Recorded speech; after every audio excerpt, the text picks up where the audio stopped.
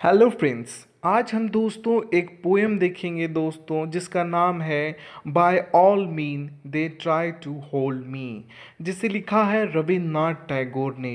दोस्तों इसमें उन्होंने एक कलेक्शन ऑफ पोएम लिखा है जिसका नाम है गीतांजलि। गीतांजलि को दोस्तों उन्होंने पब्लिश कराया था 1910 में, और इसी गीतांजलि की 32वीं पोएम जो है, 32 नंबर की पोएम, उसी का नाम है by all mean they try to hold me, जिसे आज हम पढ़ेंगे।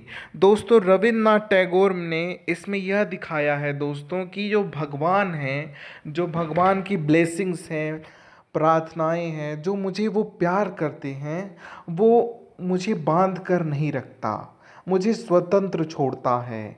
और जिससे हम मोहब्बत करते हैं, जैसे कि सोने हो गए, जवाहरात हो गए, जो भी हमें सोसाइटी ने दिया है, मतलब मेरे जन्म के बाद जो भी मेरे पास आया है, वो मुझे बांध कर रखता है, यानी कि मुझे खींच रहा है इस पृथ्वी की ओर, और मुझे अपने फ्रीली कुछ करने नहीं दे रहा है। यह समाज मुझे फ्रीली करने नहीं दे रहा है, जो कि मुझे जन्म से मिला है। सब मुझे बांध कर रखना चाहते हैं कि ये मत करो, वो मत करो। पर जो गॉड का लव है वो मुझे कभी बांधता नहीं है, वो मुझे फ्रीली छोड़ रहा है और मुझे यह करने की आज़ादी दे रहा है जो मैं चाह रहा हूँ। पर इस सोसाइटी में ऐसा नहीं है, उनके प्यार में एक बंदिश है, जो कि इस पोयम के द्वारा पोइट कहना चाह रहे हैं, यानी कि रविन्द्रनाथ टैगोर हमें बताना चाह रहे हैं कि आखिर कौन सी बंदिशें हैं जो समाज में हैं, जो मेरे जन्म के बाद लोगों में हैं, पर मुझे भगवान से ऐसी बंदिशें नहीं मिलती। तो आइए दोस्तों हम इस पोयम को पढ़ने से पहले रविन्द्रनाथ टैगोर के बारे में जानते हैं। तो जैसा कि आप तो जानते ही हैं दोस्तों कि रविन्द्रनाथ टैगोर एक ग्रेट राइटर हैं, जिन्होंने हमारा नेशनल एंथम लिखा है। तो इनका जन्म दोस्तों हुआ था 7 मई 1861 में। दोस्तों इन्हें the brent bond of Bengal के नाम से भी जाना जाता है, और इन्हें गुरुदेव के नाम से भी जाना जाता है बंगाल में, और ऑल ओवर इंडिया भी इन्हें गुरुदेव ही कहा जाता है। ये एक पोएट थे, म्यूजिशियन और आर्टिस्ट तीनों रहे हैं। इन्हें नोबेल प्राइजेस भी मिले लिटरेचर में, और ये पहले थे जिन्हें नोबेल प्राइज़ मिला था दोस्तों इंडिया में। इन 1930 में 13 में इन्हें मिला था। गीतांजलि के लिए भी इन्हें मिला था नोबेल प्राइज।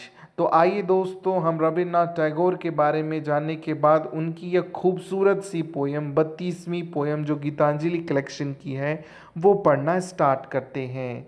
तो पोयम में सबसे शुरू में पोएट कहते हैं, यानी रविन्द्रनाथ टैगोर कहते हैं, by all means thy to hold me sure who love me in this world. Poet Rabindranath Tagore कहते हैं दोस्तों कि जो भी किसी भी व्यक्ति जो मुझे प्यार करता है, मुझे सिक्योर रख रहा है इस दुनिया में, वो मुझसे लव करता है, पर वो मुझे बांध कर रखना चाहता है, अपनी बंदिशों में रखना चाहता है।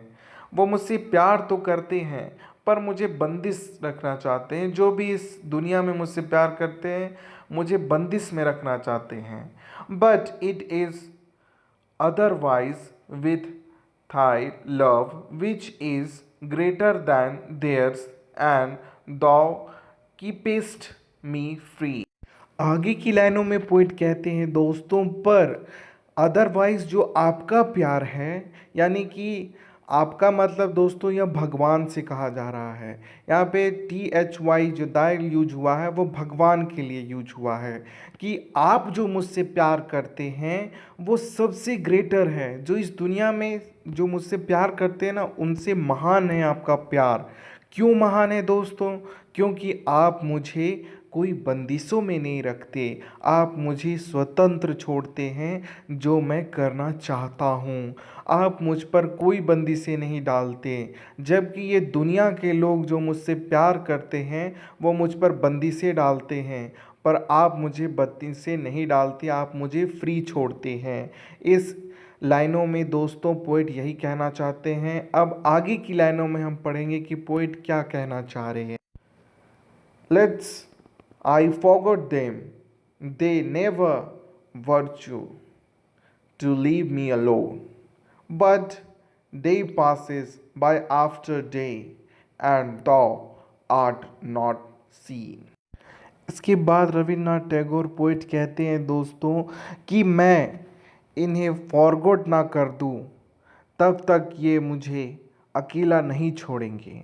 वो मुझे कभी never venture to leave me alone, वो मुझे कभी भी अकेला नहीं छोड़ेंगे। वो मुझे दिन प्रतिदिन दिखाई देंगे, पर वो मुझे बंदिशों में रखेंगे। पर but day passes by after day after, मतलब जैसे ही कि दिन बीतता जाएगा दोस्तों। और यहाँ पे एक वर्ड यूज हुआ है दो। दो का मतलब होता है दोस्तों यू, ये ओल्ड इंग्लिश थी। ART, आर्ट मतलब आर। तो वो कहते हैं कि वो जो आप हैं वो मुझे दिखते नहीं हैं। दिन प्रतिदिन पास हो रहा है पर आप मुझे नहीं दिखते हैं।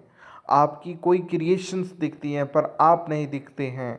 पर मैं अपने आप को अकेला नहीं पाता हूँ। If I call not they there in my prayers, if I keep not they in my heart. Thy love for me still wants for love. Last की लाइनों में पोइट कहते हैं दोस्तों कि मैं अगर आपको अपने पेयर में ना बुलाऊं, ना कॉल करूं, तो भी आप मुझे अपनी हार्ट में रखेंगे। पर अगर मैं इस धरती पे यानी फिजिकल वर्ल्ड पे अगर मैं किसी को याद ना रखूं, किसी से प्यार ना करूं, तो वो भी मुझे भूल जाएगा, वो भी मुझे अपने दिल में नहीं रखेगा। पर आपके साथ ऐसा नहीं है मेरे गॉड। अगर मैं आपको नहीं बुलाऊं, मैं आपको नहीं याद करूं, तो भी आप मुझसे प्यार करेंगे और आपका प्यार स्टिल वेट करेगा कि कब मैं आपको याद करूं। पर आप मुझसे कभी मुंह नहीं मोड़िएगा, ना ही आप मुझे लव करना बंद कीजिएगा। आप मुझसे सदैव लव कीजिएगा। अगर मैं आपको बुलाऊं तो भी आप लव कीजिएगा, और ना बुलाऊं तो आप वेट कीजिएगा। पर आप मुझसे कभी मुंह नहीं मोड़िएगा, मुझसे प्यार करना कम नहीं कीजिएगा। पर ये संसार ऐसा नहीं है, यह गिव एंड टेक पे रहता है। यह मुझे प्यार करेगा जब मैं इसे प्यार करूँगा। और यहीं पे दोस्तों यह पोएम ख़त्म होती है।